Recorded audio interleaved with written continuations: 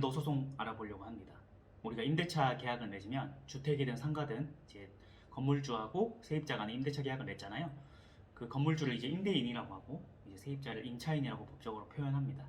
그래서 임대인과 임차인 사이에 건물이나 상가, 주택이나 상가 임대차 계약을 체결하는데 집주인 임대인은 잘못이 없는데 세입자가 뭔가를 잘못하면은 계약 도중에 해지를 할 수 있죠. 그리고 둘 다 잘못이 없어도 계약을 종료될 수 있습니다. 그러면 중도 해지가 되든 계약 기간 끝나고 종료가 되든 간에 이제 세입자가 집을 비워줘야 되는 거죠. 근데 안 비워준다 하면은 집주인 임대인이 할 수 있는 게 바로 건물 명도 소송이 됩니다. 명도라는 말은 집에서 이제 비워준다, 강제로 비우게 만든다 이런 뜻입니다. 현실적으로 이제 열쇠가 있으면 열쇠를 돌려주는 게 되고 집을 비우고 난 후에 비밀번호가 있으면 비밀번호를 이제 세입자가 임대인한테 알려줘야 되는 거죠. 자, 계약 도중에 해지되는 경우, 그러니까 다시 말해서 임차인이 뭔가를 잘못해서 계약 도중에 해지되는 경우는 어떤 게 있을까요? 보통은 이제 건물 관리를 임대인이 하기 때문에 세입자가 뭔가 잘못해서 해지되는 경우는 이제 월세를 연체하는 경우 말고는 생각하기 어렵습니다. 그래서 주로 월세가 연체가 뭐 2번, 3번 반복되면 건물주 임대인이 이제 내용 증명을 보내거나 월세를 지급하라는 독촉을 하죠. 근데도 주지 않는다 하면은 임대인 입장에서 방법이 없으니까 이제 건물명도 소송이 가능한 겁니다. 또는 이제 건물 관리를 소홀히 했는데 그게 이제 원래 건물 자체에 내재되어 있던 하자가 아니라 세입자가 관리를 잘못해서 이제 건물에 피해를 끼쳤을 때, 이럴 때도 예외적으로 임대인이 계약을 해지할 수 있습니다. 다만 이제 어떤 하자가 발생했고 그게 이제 임대인 잘못이냐 임차인 잘못이냐 그걸로 굉장히 생활 분쟁이 많은데요. 정확한 어떤 근거를 모를 때는 소송을 하면 이제 감정을 하게 되어 있습니다.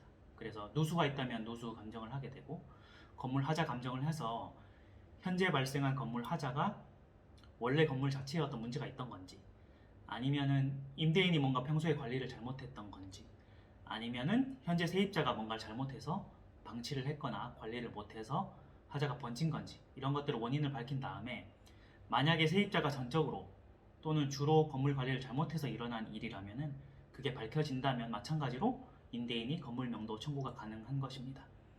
자, 제가 말씀드렸던 두 가지, 하나는 임차인이 월세를 반복해서 연체하는 경우, 두 번째는 임차인이 뭔가 건물 관리를 심각하게 잘못해서 집에 손해를 끼쳤을 경우에는 이제 명도 청구가 가능한데요. 명도 소송은 이제 민사 소송인데 명도 소송을 하기 전에 가처분 신청을 보통 같이 합니다. 왜냐하면 이런 게 있습니다. 그 가처분 이름은 점유이전 금지 가처분이라고 하는데요. 말 그대로 점유를 이전하지 못하게 만드는 겁니다. 만약에 우리가 명도 소송을 해서 1심, 2심, 3심 거쳐서 이겼어요. 이겨서 안 나가면 이제 강제 집행을 해야 되는데 소송 도중에 세입자가 점유를 거기 살고 있는 사람을 누군가한테 넘겨버리는 경우가 있어요. 이렇게 되면 판결문을 받아 소송을 이겨도 그 집행을 현재 살고 있는 사람한테 못하기 때문에 당사자가 다르니까 소송 이긴 판결문 휴지 조각이 됩니다. 그래서 소송을 시작할 당시에 어떤 점유자, 세입자하고 판결문을 받아서 집행할 당시에 세입자가 똑같은 사람이어야 되는데 그 똑같은 상황을 유지하기 위해서 점유를 이전하지 말라는 점유이전 금지 가처분이 필요한 거예요. 그래서 보통 명도소송 할 때는 법원에 점유이전 금지 가처분을 신청을 하고 그 결정을 받아 놓고 이제 명도소송을 같이 합니다. 말씀드린 것처럼 명도소송은 임대인이 임차인 상대로 하는 거기 때문에 중요한 사항을 이제 법원에 밝혀야 됩니다. 첫 번째는 임대차 계약서를 밝히고 이 건물이 몇 년도 몇 월 며칠부터 언제까지 임대차 계약이 돼 있었다라는 사실, 그 다음에 세입자가 어떤 잘못, 월세를 연체했다든지 건물 관리를 소홀히 한 사정을 밝혀서 지금 현재 계약이 중도 해지된 이유가 세입자의 잘못이라는 걸 밝혀야 돼요. 그래서 세입자 잘못이기 때문에 건물이 계약이 해지됐는데 계약은 그냥 말로 내가 해지한다고 해지되는 건 아니고 임대인, 임차인한테 해지 의사 표시를 해야 됩니다. 보통 이제 내용 증명으로 하면 제일 확실하죠. 그래서 임차인이 어떤 잘못이 있었고 그걸로 인해서 임대인이 내가 계약을 해지하겠다라는 의사 표시를 내용 증명으로 날렸다 치면 그 내용 증명으로 의사 표시한 사실도 소송에 이제 증거 자료를 올려야 됩니다. 그래서 이런 증거 자료를 올리게 되면 법원에서 심리를 해서 이 임대차 계약이 해지된 이유는 세입자의 잘못이다. 그리고 세입자의 잘못으로 집주인이 계약을 해지한 것이 분명하다. 그래서 계약이 중도 해지되었다라고 하면 명도소송을 인정해 주는 겁니다. 명도소송이 인정이 되면 아까 말씀드렸던 점유이전 금지 가처분도 있는 상황에서는 지금 살고 있는 그 임차인 상대로 일종의 이제 명도 집행이 들어가는 거죠. 예, 그렇게 되면 이제 임대인 입장에서 권리가 실현되는 거니까 마무리가 됩니다. 자, 제가 지금까지 말씀드렸던 거는 계약 도중에 해지되는 경우를 말씀드렸고요. 계약 도중에 어떤 잘못이 있는 게 아니라도 계약 기간이 끝나고 그 계약이 연장되지 않으면 원칙적으로 당연히 세입자가 집을 비워주는 게 맞습니다. 그래야만 집주인 입장에서 새로운 세입자를 들일 수 있잖아요. 그런데 계약 기간이 끝났는데도 안 비워준다. 안 비워준다고 하면은 계약 도중에 해지되는 것과 마찬가지로 명도 소송을 해야 되는 거죠. 이럴 때도 마찬가지로 점유이전금지 가처분과 명도 소송을 동시에 제기를 해서 판결문을 받아서 집행을 하는 절차로 가게 됩니다. 자, 이렇게 이제 명도 소송과 가처분이 진행이 되고요. 계약 도중에 해지되는 경우, 그 다음에 계약이 끝났을 때 종료되는 경우 마찬가지로 명도 소송을 하면은 그 명도 소송 판결문이 나와서 집행할 때까지 또 6개월, 1년이 걸릴 수 있어요. 그러면 그동안에도 월세를 줘야 되는 게 원칙이죠. 왜냐하면 거기 살고 있는 상태가 유지되는 거니까.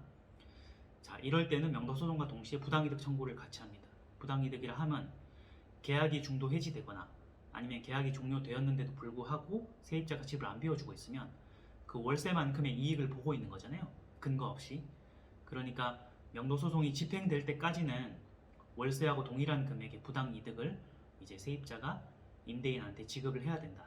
그래서 명도 소송을 임대인이 할 때는 명도 청구와 동시에 부당이득금 반환 청구도 동시에 하는 겁니다. 소송이 두 가지가 아니고 하나의 소송에 청구 취지를 두 가지로 집어넣는 겁니다.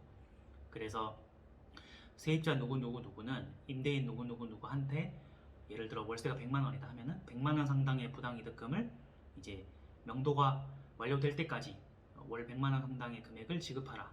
이런 청구 취지로 들어가는 겁니다. 자, 오늘 말씀드렸던 명도 소송이 주택이랑 상가랑 다르지 않습니다. 상가도 마찬가지로 월세가 있죠. 월세가 연체되면은 명도를 당할 수밖에 없고 이제 건물주는 명도를 할 수밖에 없습니다. 자, 주택이든 상가든 간에 임차인이 월세를 제대로 내지 않았거나 아니면 건물 관리를 심각하게 소홀히 해서 건물에 하자가 있다 라고 하면은 건물주와 임대인이 명도 소송을 할 수 있고 점유이전금지 가처분을 같이 해야 된다라는 사실을 꼭 알고 계시면 좋겠습니다.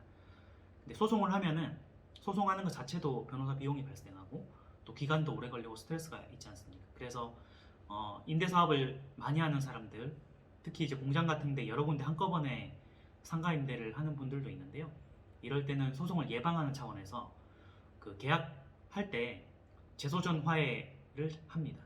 재소전 화해라고 하면 나중에 혹시 이런 일이 생겼을 때 우리가 소송을 하지 않아도 바로 명도 집행을 할 수 있는 근거를 사전에 약정해 두는 건데요. 재소전 화해 서류를 쓰고 법원에서 이제 재소전 화해를 받으면은 그 문서만 가지고 있으면 소송을 한 것과 똑같은 효과를 얻을 수 있어요.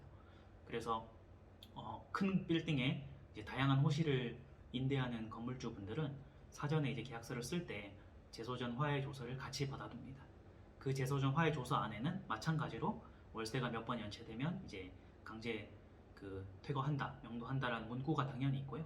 이게 사전에 법원의 판사의 확인을 받은 법원 문서가 되기 때문에 나중에 판결을 소송을 하지 않아도 소송 비용이나 시간을 절약하는 의미가 있는 거죠. 그래서 재소전 화해를 받아두면은 소송을 하지 않아도 된다.